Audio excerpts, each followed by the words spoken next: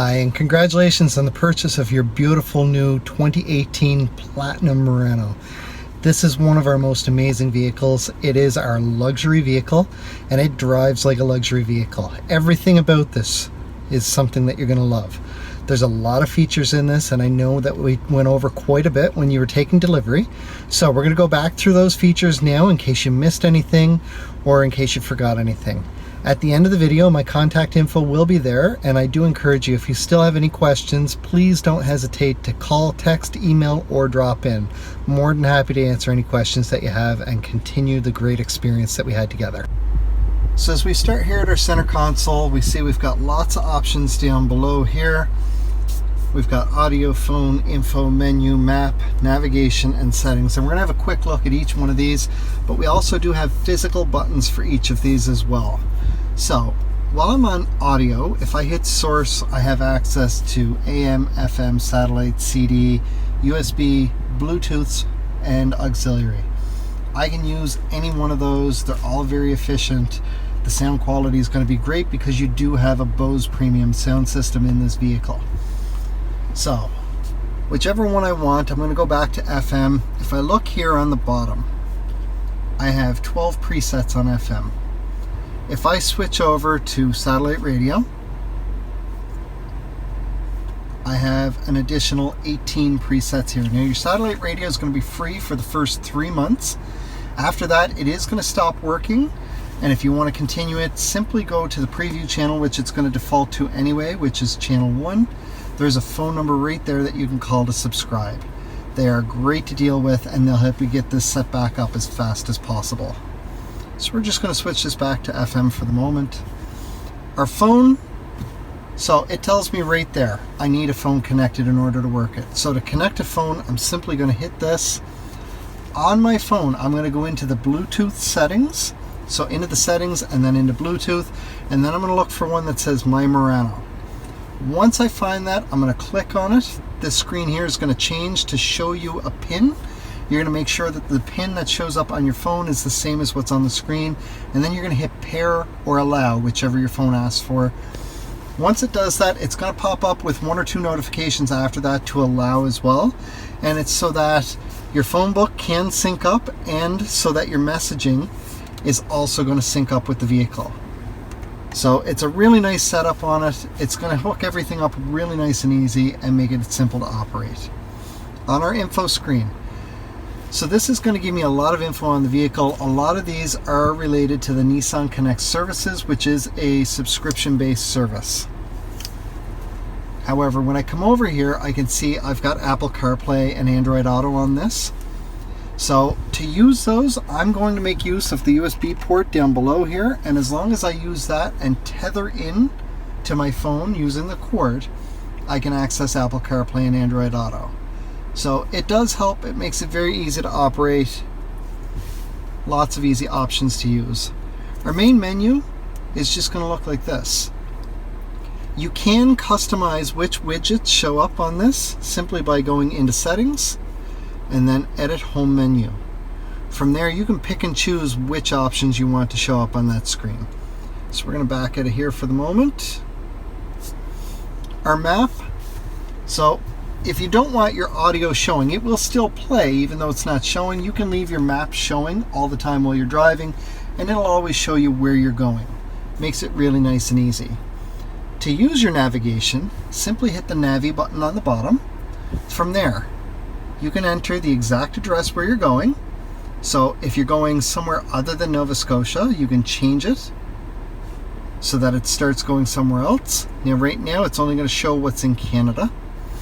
You can enter a house number or a business, the address for a business. You can start off with the street, or you can change the city so that it gives you a more exact match right away. All very easy to use. As soon as you do that, it's going to find what you're looking for and it's going to punch it in. If you are going to set something for home, I highly recommend setting something nearby that you know how to get to from there. Heaven forbid somebody steal your vehicle, you don't want them knowing where you live. So in this case, I would set it for something that is close by. For example, I'm in Cole Harbour, so I typically set it for Canadian Tire. From there, I easily know how to get home. but it's far enough from my house that nobody would know where I live should they steal my vehicle. Now, we truly hope it doesn't happen. However, it does make it easy to get home from there. Points of interest is exactly what it says. There are a lot of options here, 2 screens worth, so that you can look up different points of interest, or if you have an idea of what you're looking for, you can simply type it in here. So that's our navigation system. It works extremely simply, very easy to operate, lots of options for it. You can store routes, as you see there. You can enter stuff into an address book. So if you got regular things that you're going to look up, then you can store those in there as well. Everything is really nice and easy. The final screen over is our settings. So in here, I can go into Bluetooth settings and I can connect a device. I can change the settings for my navigation on how things show up. I can change my display settings. The display is on, but I can also change the brightness, the contrast, and the background color. My clock. So this is where I would go to change my clock, and right now I see that my clock is wrong. So I'm going to set my time zone to Atlantic, and I'm going to come back, and it's still showing me the wrong time there.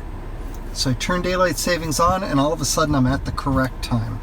And I know that because that's the exact same time I have here. So it's super simple to set your time. When the time comes that daylight savings changes in the fall and you need to set it back an hour, go into the settings, into clock, and turn your daylight savings time off. There's no longer a button lit up there, and then we've dropped back an hour. The moment I turn it back on, it goes back up. Simple as that. And I can use my physical back button here as well. My camera button, while I'm parked or in drive, is going to show me out the front of the vehicle, as well as a 360-degree view around the vehicle. Now, we had some rain today, so the cameras are off a little bit. However, you can go ahead and you can change it, and just by touching the screen, I can change the brightness back down to where it should be, right in the middle.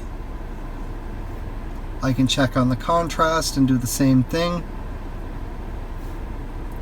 My tint, I'm going to increase a little bit. My color is fine. And change that. Everything's set back to the default, and now I have a much better view. So I can simply hit the camera button to change it again. I still have my view out the front, but now I have a view down the passenger side of the vehicle. So when you hit the camera button while you're parked or in drive, it's going to stay on until either you turn it off, or it will stay on for 2 minutes, or if you're driving, it'll stay on until you hit 10 kilometers per hour. Any one of those conditions will turn it back off. We've got our volume for the radio here. We can manually tune the radio using this button, or we can look for stations right here. Down below here, we've got our dual climate control. So right now, both are set for the driver's side. If I turn this on auto, and I'm going to turn my air conditioning off, it's automatically going to determine where my airflow is and how high the fan needs to be. So I'm going to increase the temperature a little bit, and we see the fan drops right back because it's not overly warm in the vehicle right now. If it was really warm, this fan is going to dial up pretty quick, and it's going to be cold air coming out of my vents. In the winter, it's going to stay off a little bit until your temperature starts to warm up in the vehicle. So this temperature gauge down here, and then from there, it would go through and start dialing up right away. And the whole goal is to get you to the temperature that you've got set as fast as possible when you're on auto.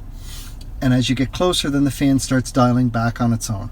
It's also going to determine where your airflow is as well. Now, if you want to change any of that manually, all you have to do is alter your fan right here. And if you watch the auto button, it's going to turn off the moment I hit it. So I'm going to turn it back on. Or if I want to change my airflow, I can hit the mode button, and again, the auto button is going to turn off. But I can change my airflow to go wherever I like. Or if I strictly want the front window, I can hit this button down here. So I'm going to put it back to auto. My rear defrost is right here, and that also activates my heated side mirrors. I've got my AC, recycled air versus fresh air. Now to get to dual, I'm going to push the dual button here, and right away I see a vast difference in the temperature. So I'm going to set this down a bit because 32 is a bit high. So if your passenger's got it set for 25 and you're set for 20, once your passenger hops out, simply push the dual button and everything resets to the driver's side. Down below here, I do have a 12-volt power port. All I got to do is pull this out and I have access to it. I've got a USB port and an auxiliary port. My start button is right here. I've got heated and cooled seats. So right now they're both turned off. If I turn it to heated right away, I see the light comes on. I've got 3 notches for it. So low, medium, and high. Same for cooled. It comes on right away, low, medium, high, and then back off. Next up, we're going to check out the steering wheel and some of the controls you have from there. As we check out our steering wheel here, we're going to start on the right-hand side. So this is where our cruise control is located. I can turn my cruise on and off with this button here, and if I watch the screen right up here, as I push it on, I see a few indicators show up here. So this one tells me my cruise is on. From there, if I set my cruise for a certain speed, these dashes are going to show me the exact speed that I have set, and this is all going to turn green. I can also use this button for the adaptive cruise control to set the distance. So right now, by default, it's set for a distance of 3 car lengths. If I press that button, I drop down to 2 car lengths, and then down to 1, and then back up to 3. Keep in mind, each car length also calculates in a safe distance between car lengths as well, and that's what you're setting. You can set your cruise there, you can resume up there, you can reduce your speed, you can add to the speed once it's set, or you can cancel. When your cruise is on, all of this is going to be lit up green. On the left side of our steering wheel, from the bottom up, we've got volume for the radio. Source is going to change the source of our audio. So that is going to switch from AM to FM to satellite to Bluetooth to auxiliary to CD and so on. It's going to allow you full control of absolutely everything to do with your radio right from the steering wheel. That ties in with our OK button here. So I'm going to change this back over to audio. And I'm going to set us on preset number 1. Now, if I tap up on the OK button, we'll watch over here. It changes to preset 2 and preset 3 and 4 and so on. And if I tap down, it's going to go back the other direction. So as I said, you do have complete and total control of everything to do with your audio right here from the steering wheel. This button here, we're going to come back to in just a moment. Up here, we've got our buttons for our Bluetooth hands-free. If you have an incoming call, you're going to hit this button here, and when you're done your call, you're going to hit this button to hang up. If you want to make an outgoing call, you're going to use the top button. So I'm going to hit this right here because the top button is your voice recognition. It's going to allow you to use your phone. It's going to allow you to change your audio, but it's also going to allow you to set your navigation while you're driving.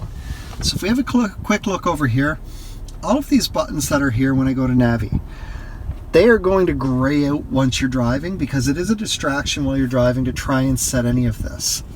So if you're on the go and want to set a destination, you can either pull over to the side of the road and set it, or using the voice recognition, I can go ahead and set it. So I'm going to demonstrate that now. You can interrupt voice prompts and speak a command immediately by pushing the talk switch.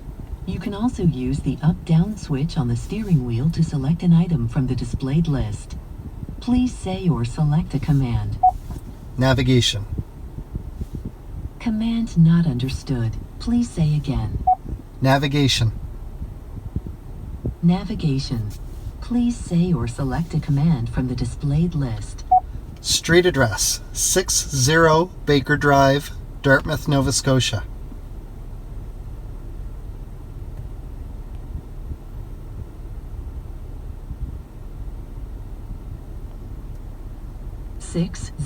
Baker Drive, Dartmouth, Halifax, Nova Scotia. Calculate route. Adjust location. So from here I'm just going to back out.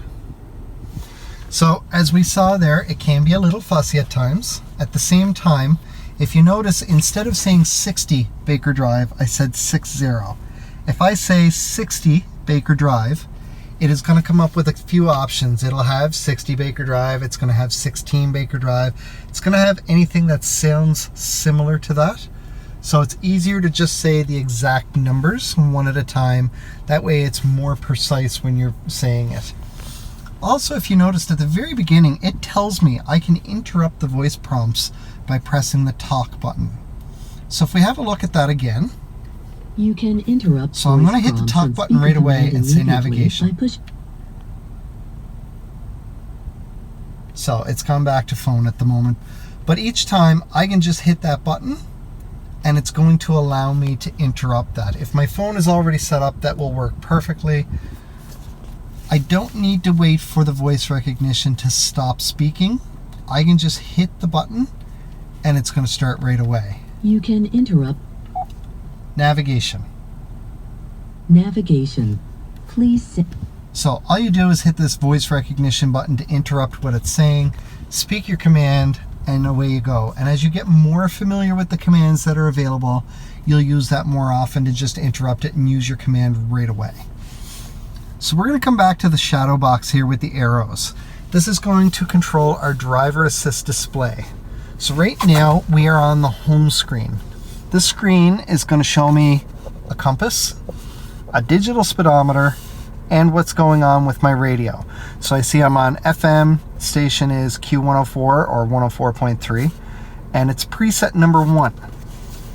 So I can change my preset, as I said, by pressing up or down on the OK button. If I want to go to the next screen, I simply press to the right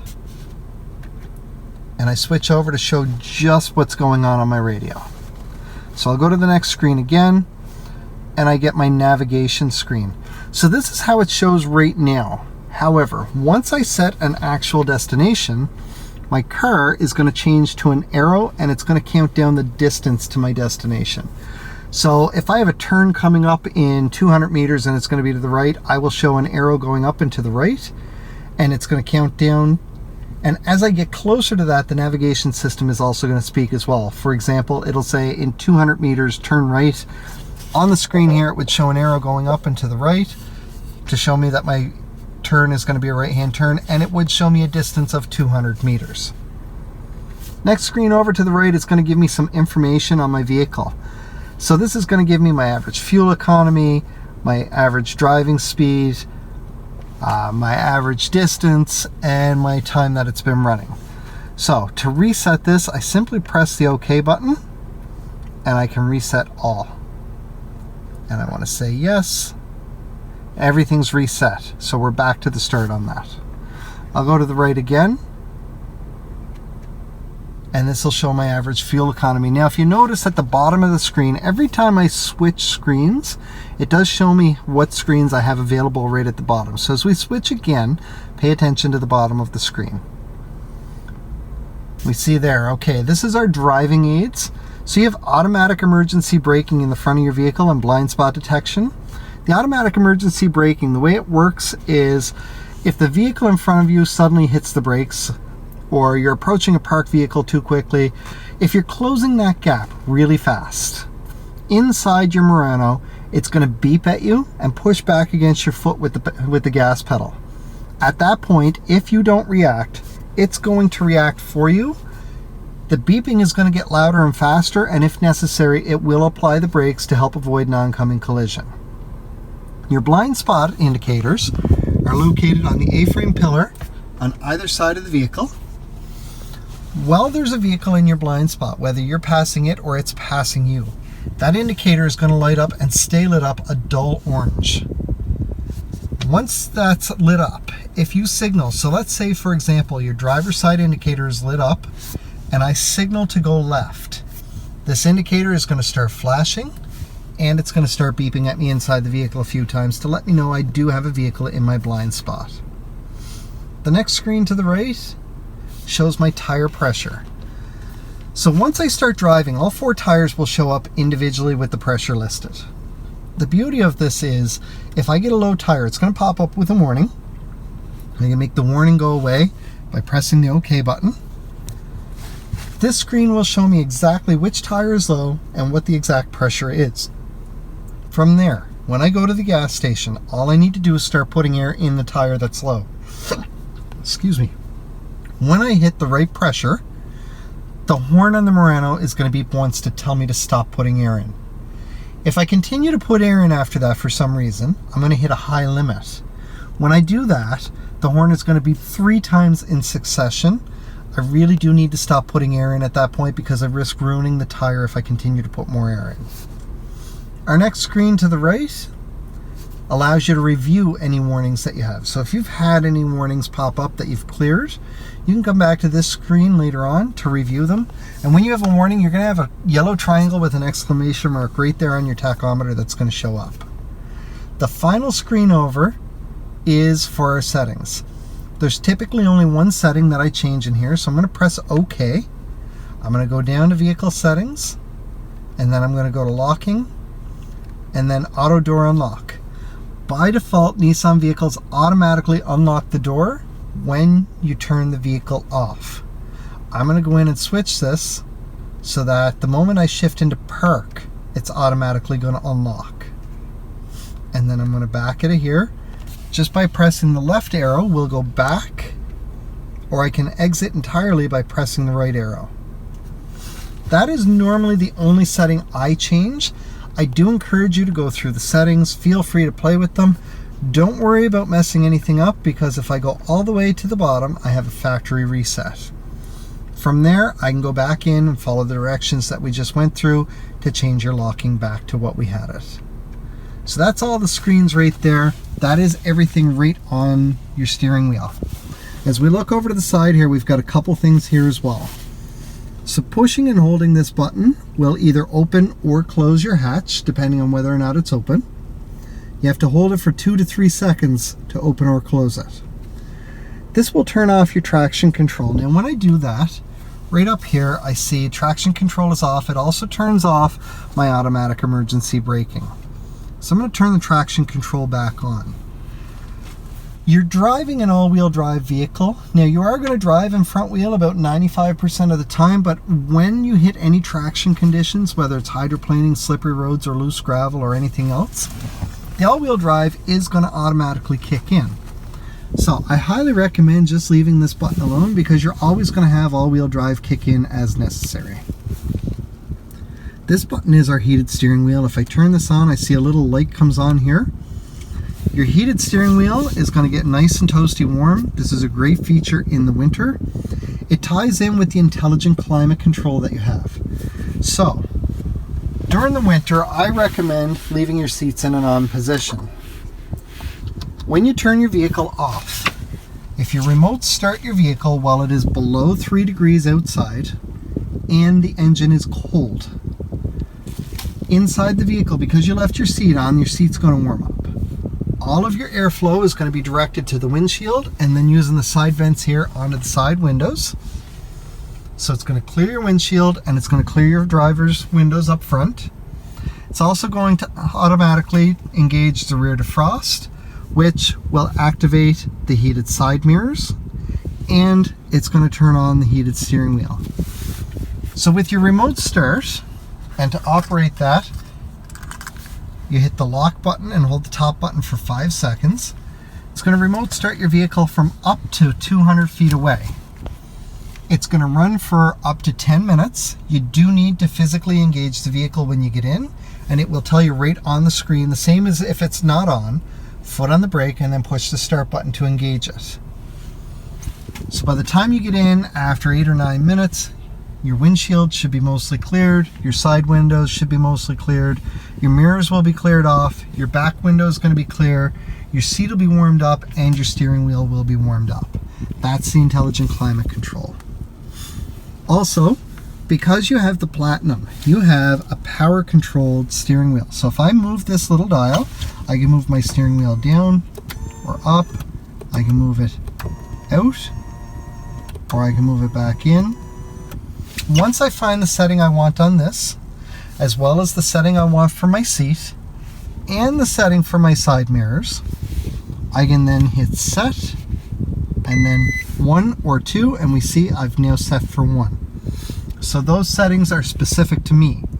So going forward, anytime that I want to get in the vehicle, if somebody else has driven, I can simply get in, press 1, and it's going to reset everything to where I had it. So my seat will go to where I have it now, as will the steering wheel and the side mirrors. You're going to adjust that roughly for the first week. The first time you get in, you're going to find a spot that feels comfortable, and then you'll tweak it a few times. Every time you do, just hit set, and then number 1 again, or number 2, whichever one is yours, and away you go. We've got our settings for the mirrors over here.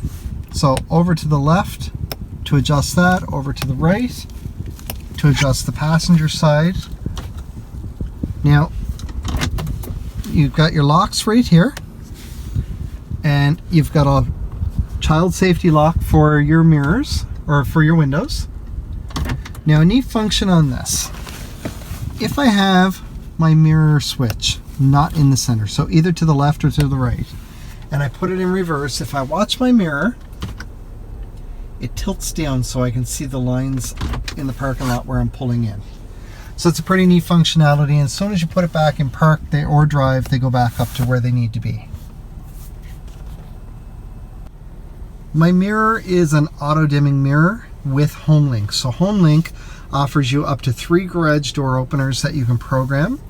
Typically, you would hold in the garage door opener that you have for your garage door and hold whichever button you want to set it. That is the most common way.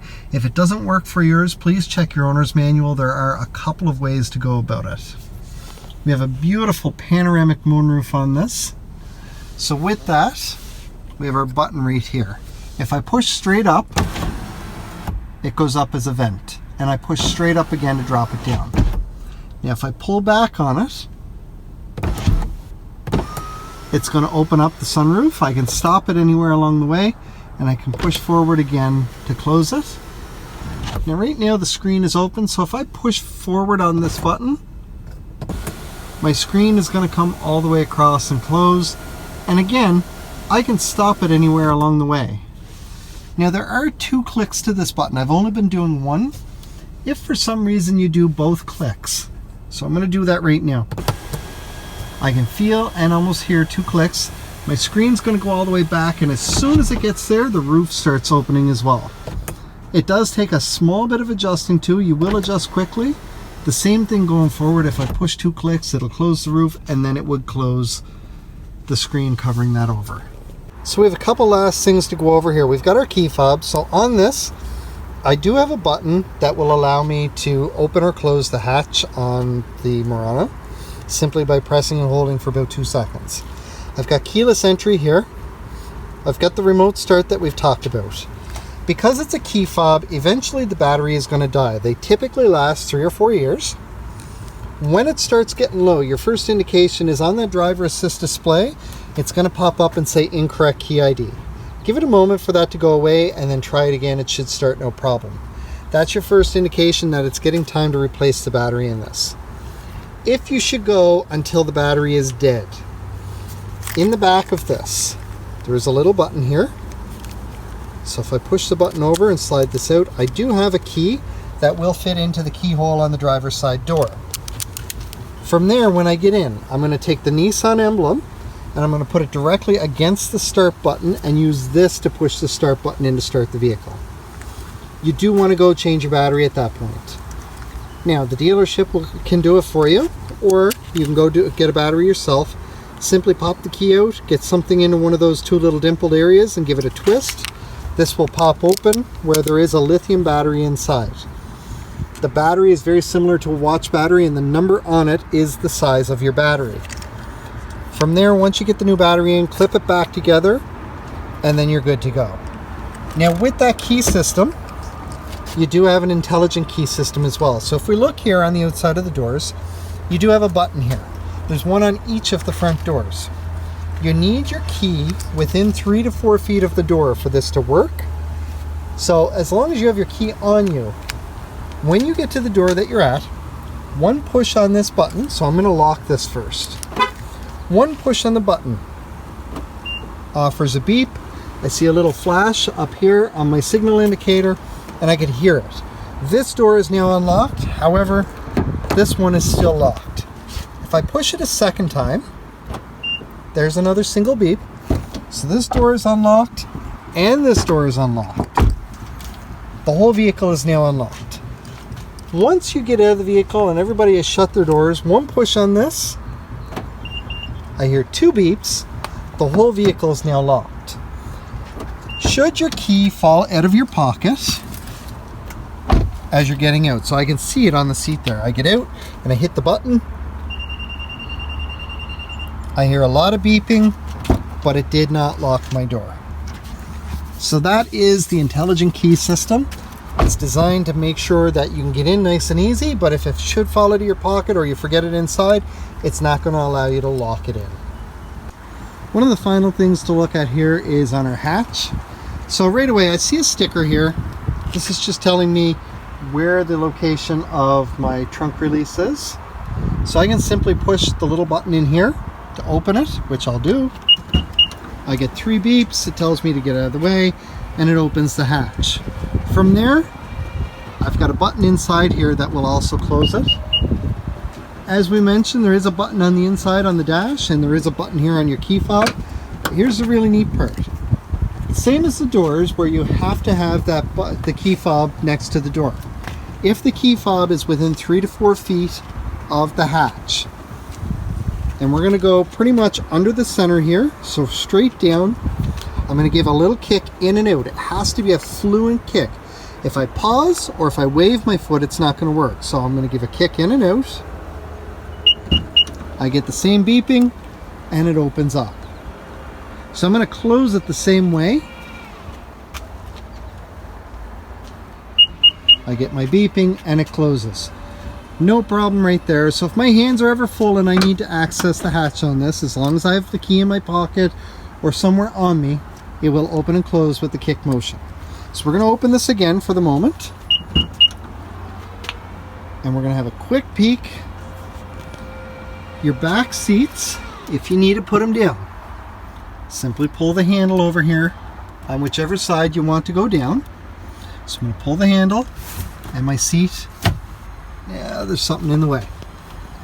So we're going to move that out of the way to unlock the vehicle. We'll put our seat back up. We've got the headrests that I'm going to slide over out of the way. So we pull the handle and the seat drops down. Gives me lots of room for cargo. Now if I want the seat to come back up, there is a little button here. I'm going to pull and I'm going to hold up on this.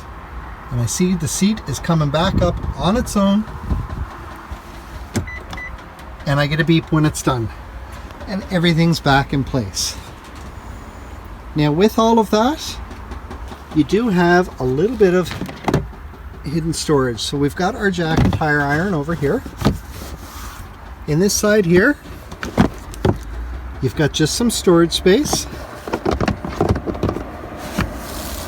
And then in underneath, we've got our spare tire, and we see a piece of our Bose sound system right there. So if you need to access your spare tire, just undo this, take this out, take your spare tire out and put this back in.